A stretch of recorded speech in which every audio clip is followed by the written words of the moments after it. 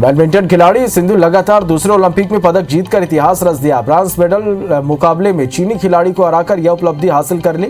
भारत के लिए इस ओलंपिक में यह दूसरा मेडल है। सिंधु की इस उपलब्धि से पूरे देश में खुशी की लहर है। बता दें कि उन्होंने 2016 रियो ओलंपिक में सिल्वर मेडल जीता था।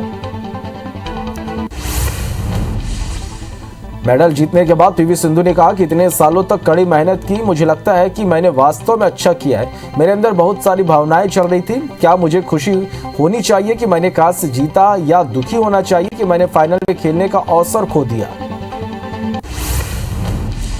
पीवी सिंधु की कामयाबी पर राष्ट्रपति रामनाथ कोविंद, प्रधानमंत्री नरेंद्र मोदी समेत तमाम हस्तियों ने बधाई देकर उन्हें खेल की सराहना की। राष्ट्रपति ने ट्वीट किया, पीवी सिंधु 2 ओलंपिक खेलों में पदक जीतने वाली पहली भारतीय महिला बनी। उन्होंने निरंतरता, समर्पण और उत्कृष्टता का एक नया पैमाना स्थापित किया है। भारत को गौरवान्वित करने के लिए उन्हें मेरी हार्दिक बधाई।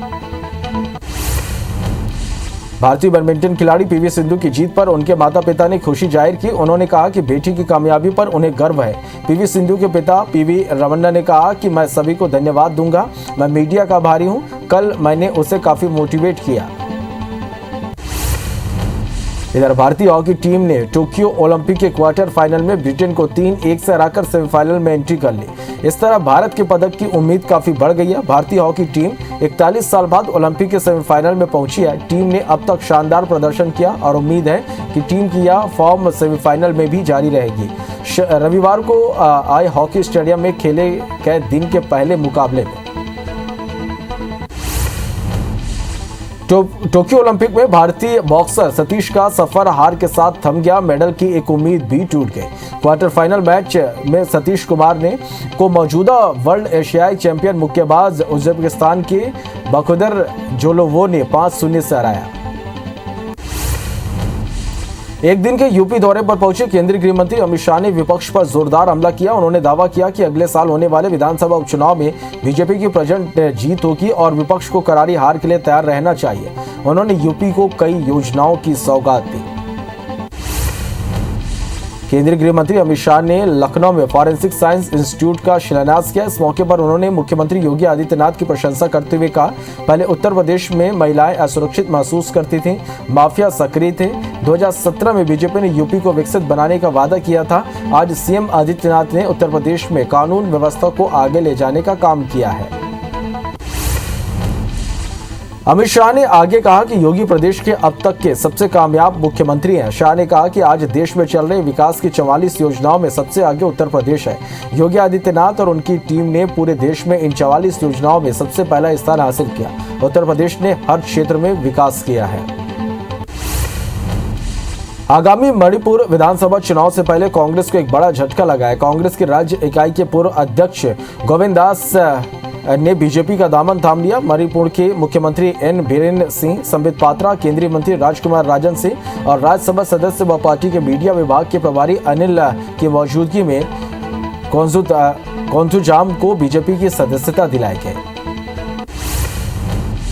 राजनीति छोड़ने का ऐलान कर चुके बीजेपी सांसद बाबुल सुप्रियो को मनाने की कोशिश हो रही है। सूत्रों से मिली जानकारी के अनुसार कैलाश विजयवर्गीय और दिलीप घोष को बाबुल को मनाने की जिम्मेदारी सौंपी गई है। बता दें कि शनिवार को बाबुल सुप्रियो ने अपने फेसबुक पोस्ट में कहा था कि वो राजनीति छोड़ रहे हैं। केंद्रीय गृह मंत्री अमित शाह ने असम के मुख्यमंत्री हेमंत बिस्व शर्मा और मिजोरम के मुख्यमंत्री जोरामथंगा से दोनों राज्यों के बीच सीमा विवाद को शांत करने के लिए रविवार को फोन पर बात की। जोरामथंगा ने कहा कि फोन कॉल के दौरान फैसला किया गया कि सीमा विवाद का सौहार्दपूर्ण तरीके से सार्थक संवाद के जरिए समाधान किया जाए। मिजोरम के साथ सीमा विवाद पर असम के सीएम हेमंत बिस्वा शर्मा ने कहा कि अगर उन पर एफआईआर से विवाद सुलझता है तो उन्हें खुशी है। सीएम ने कहा कि असम सरकार मिजोरम सरकार से कभी भी कहीं भी बात करने को तैयार है। अगर मिजोरम के मुख्यमंत्री हमें चर्चा के लिए कहते हैं तो हम तैयार हैं। हमारी तरफ से इसमें कोई समस्या नहीं है। साथ ही उन्होंने ये भी कहा कि विवाद नहीं सुलझा तो वो सुप्रीम कोर्ट जाएंगे। देश में वैक्सीन की किल्लत को लेकर राहुल गांधी ने ट्वीट कर केंद्र सरकार पर निशाना साधा। उन्होंने अपने ट्वीट में कहा कि जुलाई का महीना चला गया लेकिन वैक्सीन की कमी नहीं गई। वहीं राहुल के ट्वीट का जवाब देते हुए केंद्रीय स्वास्थ्य मंत्री मनसुख मंडाविया ने कहा, भारत में जुलाई महीने में 13 करोड़ से अधिक टीके लगाए गए। अब तो उन पर और देश पर आपको भी गर्व होना चाहिए। एआईएमआईएम प्रमुख असदुद्दीन ओवैसी ने उत्तर प्रदेश जनसंख्या नियंत्रण विधेयक का विरोध किया। ओवैसी ने कहा कि यह मोदी के नेतृत्व वाली सरकार ने 2020 में सुप्रीम कोर्ट में पेश किए गए एक हलफनामे में कहा था कि एक निश्चित संख्या में बच्चे पैदा करने को लेकर की गई कोई भी जबरदस्ती गलत और या जनसांख्यिकी विकृतियों की ओर ले जाती है।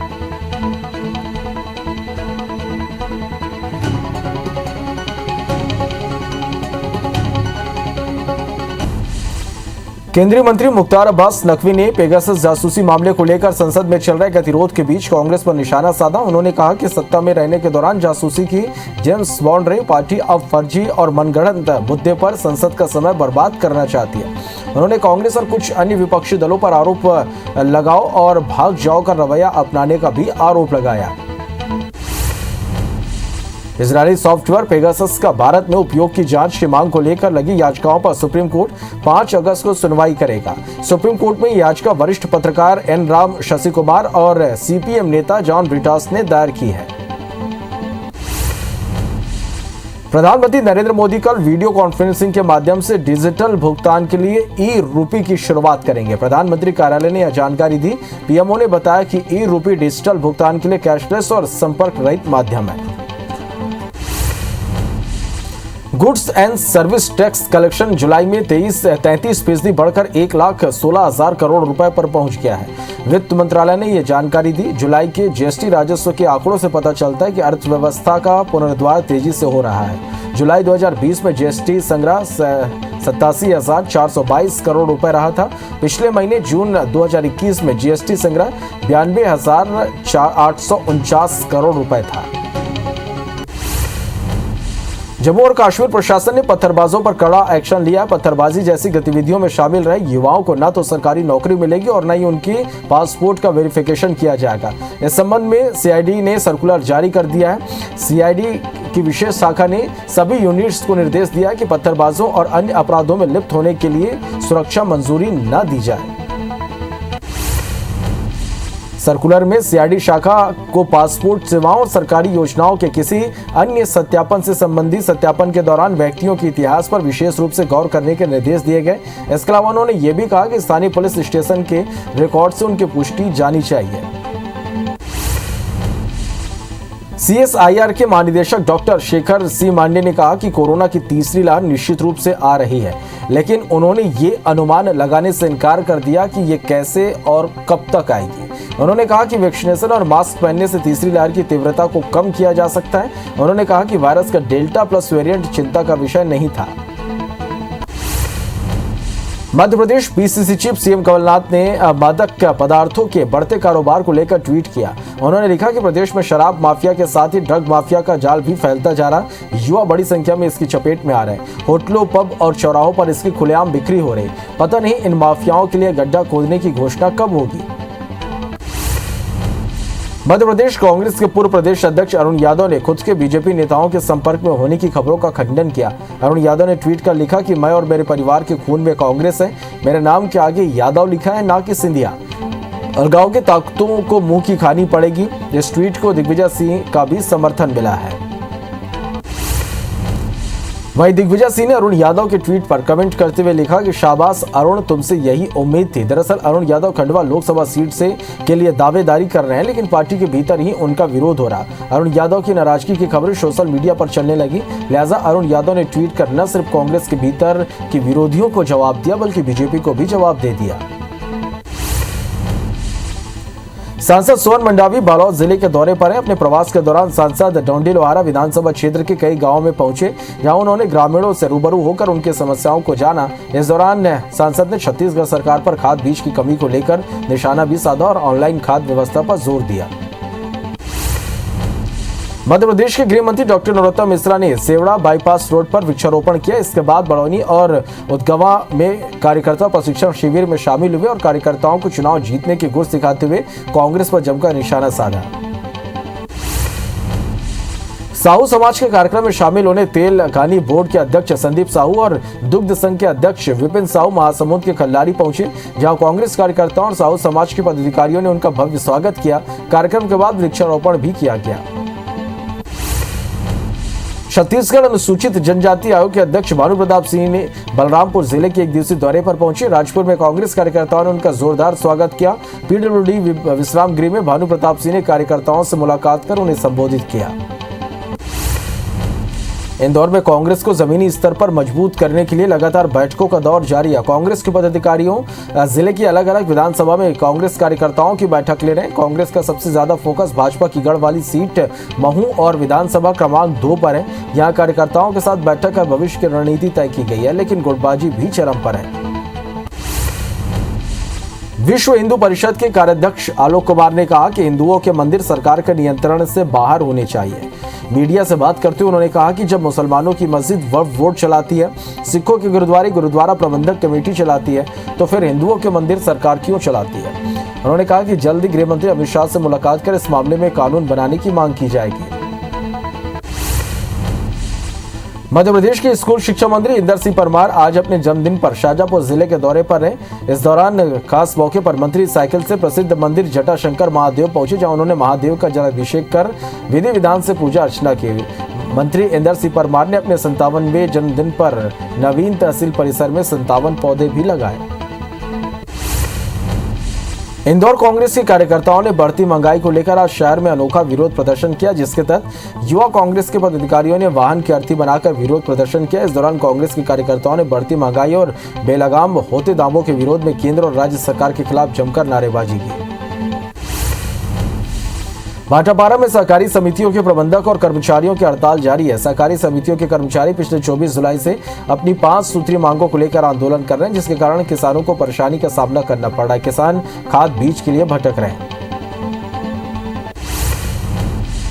ग्वालियर के जय विलास पैलेस में एक दिवसीय कार्निवाल का आयोजन किया गया, जिसे देखने के लिए शहर के अलावा अन्य शहरों के लोग भी यहां पर पहुंचे। कार्निवाल का आयोजन केंद्रीय मंत्री ज्योतिरादित्य सिंधिया की पत्नी प्रियदर्शनी राजे सिंधिया ने राजशाही तरीके से किया था। इस इवेंट का उद्देश्य शहर के टैलेंट को मंच देना था।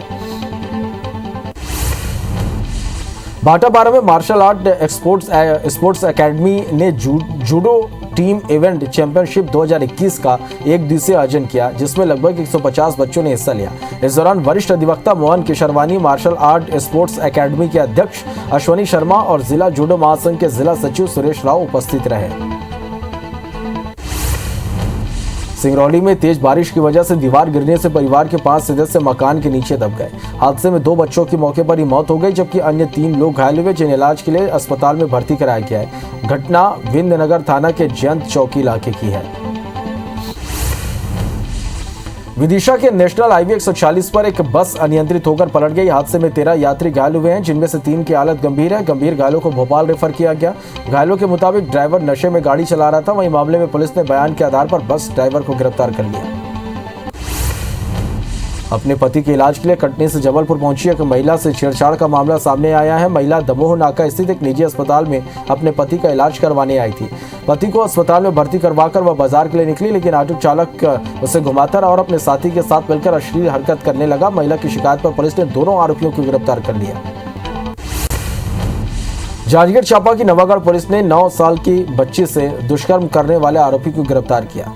आरोपी सुरेश सूर्यवंशी ने 31 जुलाई को बच्ची को उसके घर से लेकर उसके साथ दुष्कर्म की वारदात को अंजाम दिया था। इसके बाद घटना की जानकारी लगने पर परिजन ने थाने में रिपोर्ट दर्ज कराई थी। कांकेर के चरामा में एक नाबालिग छात्रा के साथ बलात्कार का मामला सामने आया है। घटना 30 जुलाई की है। छात्रा घर से स्कूल जाने के लिए निकली थी, जिसे आरोपी दुर्गेश साहू ने बाइक में बैठाकर अपने साथ ले गया और जान से मारने की धमकी देकर उसके साथ दुष्कर्म किया। फिलहाल पीड़ित की शिकायत पर आरोपी को पुलिस ने गिरफ्तार कर लिया है। लोरमी जिले में कई महिलाओं से लाखों रुपए की ठगी का मामला सामने आया। जानकारी के मुताबिक ठग गिरोह की महिलाएं घरों में सोने चांदी के गहनों और महंगे बर्तनों को साफ करने के बहाने सामान लेकर फरार हो गई। फिलहाल पुलिस ने पीड़िताओं की शिकायत पर छानबीन शुरू कर दी है। कोरबा जिले में बदमाश एक बुजुर्ग महिला के गले से सोने की चेन खींचकर फरार हो गया। घटना रामपुर के CSAB कॉलोनी की है। युवक बाइक में सवार होकर आया और महिला से हालचाल पूछने के बहाने गले से चेन छीनकर फरार हो गया। लूटे गए चेन की कीमत करीब 1 लाख बताई जा रही है। फिलहाल पुलिस ने मामला दर्ज कर लिया है। किरंदुल के दुगेली और पाड़ापुर में घर में घुसकर लूट करने वाले 3 नाबालिग समेत 4 आरोपियों को पुलिस ने गिरफ्तार कर लिया, जबकि मास्टरमाइंड चंदू कर्मा अभी भी फरार है, जिसकी तलाश पुलिस कर रही है। बता दें कि आरोपियों ने नक्सली बनकर लूट की वारदात को अंजाम देते थे। हरदा पुलिस ने एक कार से 50 किलो गांजा बरामद किया, साथ ही 2 तस्करों को भी गिरफ्तार किया है। जब्त गांजे की कीमत 8 लाख बताई जा रही है। आरोपी बोलेरो की छत में गांजे को छुपाकर जगदलपुर से देवास ले जा रहे थे, लेकिन मुखबिर से सूचना मिलती पुलिस ने नाकाबंदी कर धर दबोचा। कटनी के बड़गांव में चोरों ने SBI की ATM को निशाना बनाते हुए कैश चोरी करने का प्रयास किया, लेकिन बैंक कंट्रोल रूम के सूझबूझ से चोर सफल नहीं हो पाए। जांजगीर चांपा के सहसा गांव की देशी शराब दुकान से चोर 1.5 लाख रुपए चोरी कर फरार हो गया। सूचना मिलने पर पामगढ़ पुलिस मौके पर पहुंचकर मुआयना किया और मामला दर्ज कर आरोपियों की तलाश में जुट गई है। जांजगीर चांपा के पामगढ़ थाना क्षेत्र के मेऊ गांव के PDS राशन दुकान से अज्ञात चोरों ने लगभग 150 बोरा चावल पार कर दिया। PDS राशन दुकान के संचालक ने जब दुकान खोली तो चोरी का पता चला। दुर्ग SP के निर्देश पर पुलिस ने भिलाई की L इंजीनियरिंग में छापामार कार्रवाई की। इस दौरान 3 लाख रुपए के कबाड़ को जब्त किया गया। साथ ही पुलिस ने फरार आरोपी प्रेम साहू को भी गिरफ्तार कर लिया। SP के निर्देश पर पुलिस टीम ने दुर्ग भिलाई शहर के 20 से अधिक हुक्का बार, कैफे, रेस्टोरेंट्स, होटलों में दबिश दी। इस दौरान भिलाई सुपेला स्थित hotel Floret cafe golden social में देर रात तक युवा धुआं उड़ाते मिले। नरसिंहपुर में महाकौशल शुगर मिल के MD के साथ मारपीट का मामला सामने आया है। 8 नकाबपोश अज्ञात बदमाशों ने मारपीट की, जिससे काफी चोटें आई है। बागालोड थाना के करेली बड़ी चौक के नवा गांव में आज दोपहर 12 बजे से 12 से ज्यादा आरोपियों ने किसी विवाद पर 4 युवकों पर रॉड और चाकू से हमला कर दिया। घटना के बाद घायलों को गोबरा नवापारा के सरकारी अस्पताल लाया गया, जहां प्राथमिक इलाज के बाद चारों को मेकाहारा रायपुर रेफर कर दिया गया। इंदौर में शराब ठेकेदार पर गोलीकांड के आरोपी चिंटू ठाकुर, गैंगस्टर सतीश बाऊ और उसके साथी रितेश को पुलिस ने कोर्ट में पेश किया, जहां कोर्ट ने चिंटू ठाकुर और सतीश बाऊ को 2 दिन के पुलिस रिमांड पर सौंप दिया है। ग्वालियर के DD मॉल के बार के अंदर अवैध शराब पिलाने की शिकायत पर पुलिस ने छापेमारी की। इस दौरान कई लड़कियों और लड़कियां मिले जो पुलिस को देखते भागने लगे। पुलिस ने 10 से 12 बियर की बोतल जब्त की। लाइसेंस मांगने पर बार संचालक ने लाइसेंस दिखाया। पुलिस मामले की जांच कर रही है। कोरबा में पुलिस हिरासत में युवक की मौत के बाद SP ने लापरवाही बरतने वाले पुलिस अधिकारियों पर कार्रवाई की। SP भोजराम पटेल ने करतला थाना प्रभारी अनिल पटेल, सहायक उप निरीक्षक माधव तिवारी, मनोज तिवारी समेत 6 पुलिसकर्मियों को लाइन अटैच कर दिया है। ग्वालियर में पिस्टल की नोक पर फ्री में शराब लेने पर बदमाशों को पुलिस ने धर दबोचा। इंटक मैदान स्थित अंग्रेजी शराब दुकान में 2 बदमाश शराब लेने पहुंचे थे। शराब लेने के बाद दुकानदार ने पैसे मांगे तो पिस्टल दिखाकर बदमाश धमकी देकर भाग निकले। छतरपुर की सिविल लाइन पुलिस ने नाबालिग के सुसाइड मामले में जांच के बाद फ्री फायर गेम के संचालक पर FIR दर्ज की। दरअसल नाबालिग ने ऑनलाइन गेम में 40,000 रुपए हारने के बाद डिप्रेशन में आकर फांसी लगाकर खुदकुशी कर ली थी। जबलपुर के रिछाई इलाके में दुर्लभ वन्य प्राणी पेंगोलिन भटकते हुए एक घर में घुस गया, जिससे परिवार के सदस्य दहशत में आ गए और वन विभाग को सूचना दी, जिसके बाद वन विभाग की टीम ने उसे पकड़कर जंगल में छोड़ दिया। कोरिया जिले के मनेंद्रगढ़ में अमृतधारा जलप्रपात सैलाब पर है। बारिश के चलते हसदेव नदी का जलस्तर बढ़ने लगा, जिसके चलते नदी पर बने जलप्रपात लबालब दिख रहा है। इधर रीवा में भारी बारिश से सोहागी पहाड़ में भूस्खलन हो गया। कई पेड़ सड़कों पर आ गिरे, जिसकी वजह से आवागमन पूरी तरह से प्रभावित हुआ। गौरेला पेंड्रा मरवाई जिले में मूर्तिकार अब भी संशय में है, लेकिन फिर भी मूर्तिकार भगवान गणेश और मां दुर्गा की मूर्ति बना रहे हैं। पिछले साल मूर्ति स्थापित करने के लिए अनुमति नहीं दी गई थी। अब इस बार मूर्ति स्थापित होगी या नहीं स्पष्ट नहीं है।